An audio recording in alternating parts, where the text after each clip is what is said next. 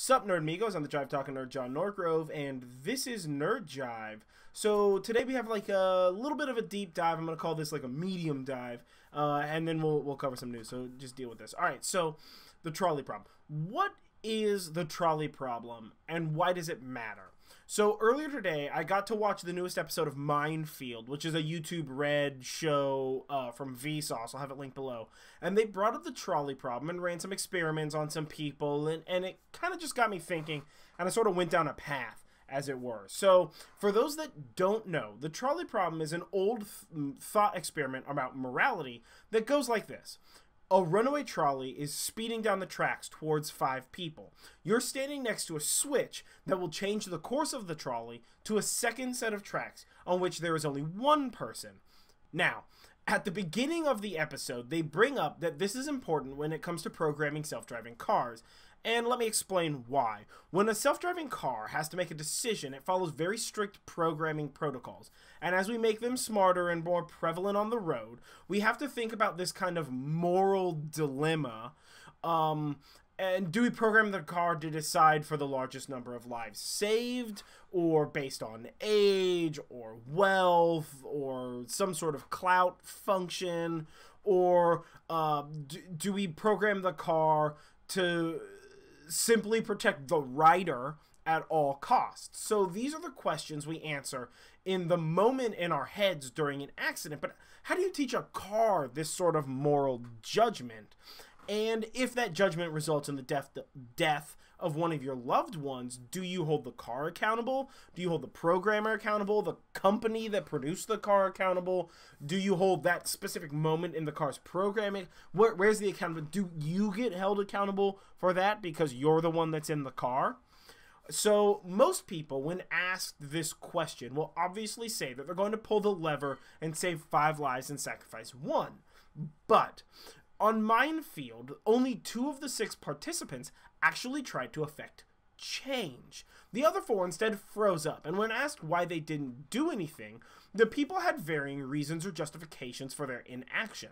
These reasons ranged from, I didn't want to mess with the equipment that ran the train, to the train probably had sensors to stop itself in these sort of situations, to some people saying they probably would notice before the train got to them, so I wasn't going to touch anything. The people on the track would probably notice. But to me, this information treats to the idea that the problem is, or that if a problem is too hard to solve or a situation too dire, someone else or something else will fix it for me. That freezing up isn't from a lack of wanting to help. It's from a fear of doing something wrong in tandem or combination with a belief that someone or something else will fix it for me.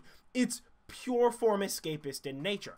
I'm not going to do anything because if I do something, then it's on me. Instead, I'm going to believe, not rely on, but truly believe that there's another system in place to protect me from that particular situation, right? So you also have variations on the problem. So let's say that you pull the lever, but what if the 1 was a child and the 5 were geriatrics, old folks? Or what if the 1 was someone you knew, a good friend or a family friend, and the 5 were total strangers that you'd never met before? Would you still choose to pull that lever? These additions to the problem make your decision more complex and difficult to justify whatever decision you make, whether it's inactivity or activity. Another interpretation of this problem is, what if you were on a bridge above the trolley tracks, and there were a big fat man, just like the biggest, fattest son bitch you ever seen, right? And you know for a fact that if you push that big fat ass down on the tracks, right, the trolley would hit him and would stop, and you'd save those 5 people, right? Would you, by your own hands, kill a man to save 5, right? Would you dirty your hands? Now, pulling the lever, you dirty your hands, but maybe it's not the same. Would you push a man into the way? All right, what about the henchman interpretation of the experiment, right? So you're not even touching the lever, right? You're over here. You got a radio. You're not doing dick for donuts, right? You see the same situation. You can tell your henchman to pull the lever. Well, does that change the level of guilt? If I tell my henchman to pull the lever, right, does it make him the one that killed the one and me just a decision maker? So these are the kinds of questions we can only truly know our own answers for through experience. But we're in this sort of strange place now where we're having to ask ourselves what we would do in order to teach these cars, to teach something this morality, right? So I guess the big moral dilemma here isn't would you do something, but rather what would you program a car to do?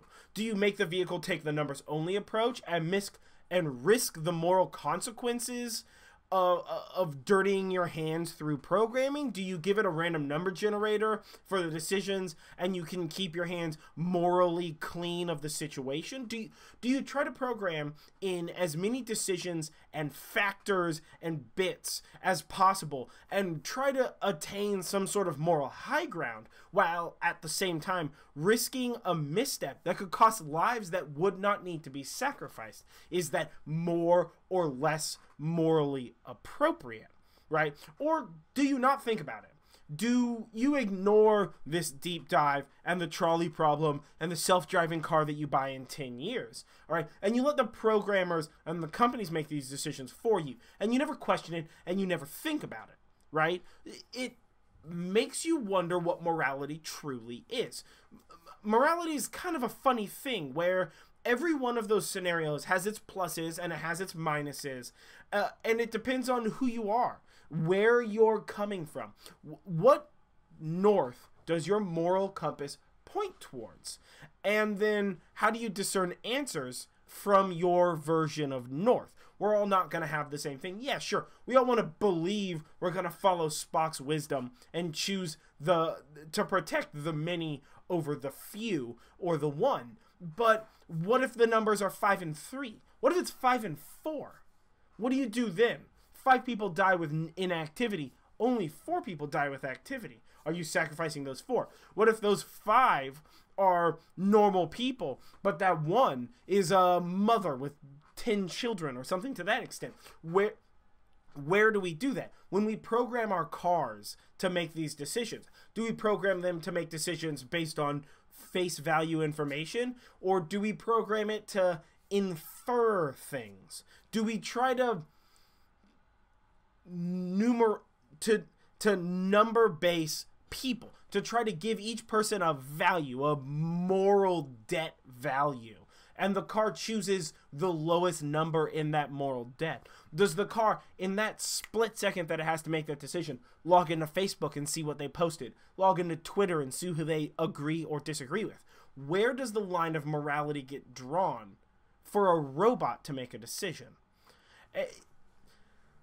If you want to watch the episode that made me kind of wax on about this stuff, I'll have it linked below, as well as a couple of articles I read. There's one article linked below that essentially argues that the trolley problem isn't a moral problem because such decisions are never offered to standard citizens. And I think that that's sort of a chicken shit way of looking at things. And I know that's like a very black and white way of discussing about it. But I think that the idea that one can say, I would never be put in the situation of throwing the switch, so why should I question the value of having to throw that switch, is sort of like, well, I never did any Nazi shit, so why should I argue the morality or immorality of Nazi shit when it's Nazi shit that's just fucking immoral? This is a black and white situation, right?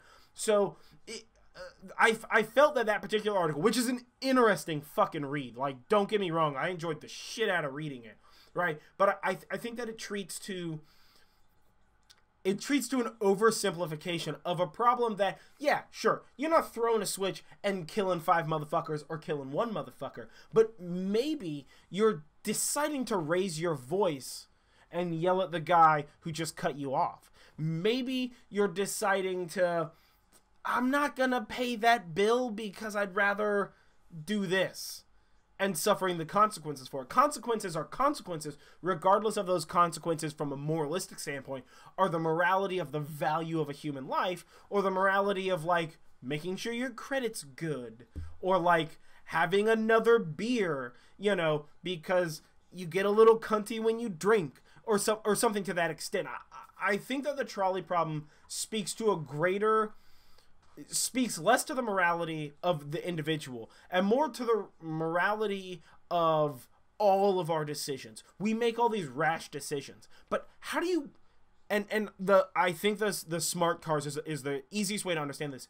How do you program morality, right? How do you judge what is the morally correct decision? And then how do you teach that to someone? Right? We all think, oh, well, you were taught morality from your parents and you were shown morality from your parents, and they explained and justified the morality and the decisions that they made. But you are morally distinct from every person you know, and until you're put in a place where you have to make moral decisions, regardless of the weight of those moral decisions, right, you don't know what you're gonna do. Everybody wants to be the hero. Everybody wants to put on the cape and the goggles and go save the world with Batman and Superman. But not everybody is the kind of person for that.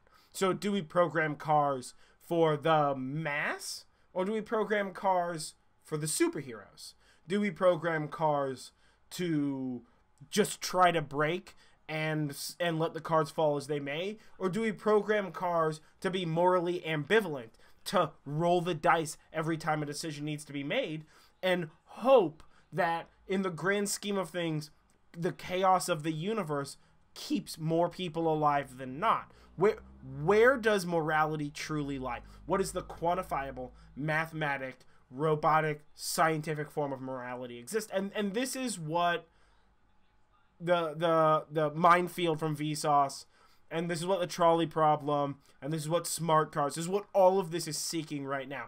And it just really hit me, man. I watched Minefield earlier today, and it really kind of just made me think, like, you know, I mean, I had like 10 things I wanted to talk about today, like real short, quick little things, and I was like, you know what, instead I'm going to talk about this morality problem. I'm going to risk it with this deep dive kind of thing. And this is cursory as fuck. I would actually really like to sit down with the trolley problem and the whole fam and kind of have like an open source debate about it. So if you guys think that that's a good idea, or you would like to hear more of these sort of like philosophical analyses or morality problems, or more deep dives. I mean, there was a time when I was thinking about doing like Monday, Wednesday standard videos. Every Friday's just a deep dive where we talk about one thing. So kind of let me know what you think about it. I know I've been rambling for a while now, but just to cleanse your mind, as you will, I'll cover a couple of quick fucking quick news. A couple of quick news to cleanse your mind of all that morality crap and weight. So first up, Kurt Claus. Netflix is making a movie with Kurt Russell where he's going to play Santa Claus. It comes out in 2018. We're not going to get it this year. God hates all of us. You're fine with that. It looks amazing. Yes. Kurt Russell's going to be Santa Claus. I love every part of it. We're waiting until 2018. Article link below. Next up, Pokemon weather. Okay, so Pokemon Go just announced that they're going to release a whole bunch of whatever, Gen 3 or 4. I don't know what Gen they're on. I still play the game, but after the original, I don't fucking care. They're all sort of like just knockoffs of the OG. But, so, on top of all those new Pokemon they're adding to it, they're also going to include real-world weather in the app, which means if it's raining outside and you're playing Pokemon Go, it's going to be raining in your app. But you already know that because you're outside to play Pokemon Go and it's fucking raining. But whatever. It's going to look cool visually. I mean, I kind of like the graphics. So, whatever. And then last up is the Batman effect. So a study recently found that cosplaying makes you a better person. Sort of, kind of, mostly if you're a kid. But basically what it did was, it was like, listen, we're going to get a whole bunch of kids. A third of the kids try to do this lame-ass thing, if not play a video game. Another third of the kids do this lame-ass thing, but we're going to be like, hey, don't forget to remind yourself that you're badass when you're doing this lame-ass thing or play some video games. And then the last thing was we're going to have you dress up like Batman. And we're going to be like, hey, listen, don't forget to remind yourself that Batman's badass as shit. Do this lame-ass thing, maybe go play some video games. And, of course, the main lesson here was all kids want to play video games and don't want to do lame-ass things. But also, if you're dressed up like Batman and you're telling yourself that Batman's tight, then, you know, you're going to do more of the lame-ass thing. You're going to work harder. Essentially, it's saying that cosplayers are better people than the rest of you. We already knew that as cosplayers, so I found this article fascinating. But all of those articles are linked below. The trolley car stuff I've got, or the trolley problem stuff, I've got linked below also. I got like 2 articles, as well as the Vsauce video, the mine, whatever the hell, Vsauce video, so you can check that out. Let me know what you think. If you like this deep dive stuff, if you don't like it, if it's whatever, tell me what you think about Kurt Russell or Pokemon Go or the Batman effect or cosplaying. But yeah, either way, just real quick, I kind of wanted to cover that. The trolley problem is super fascinating to me, and I really love like this analysis of what we quantify as humanity kind of a thing. So either way, I've been John Norgrove. This has been Nerd Jive. And like, comment, share, subscribe. Fucking stay nerdy, guys. Yeah, stay nerdy.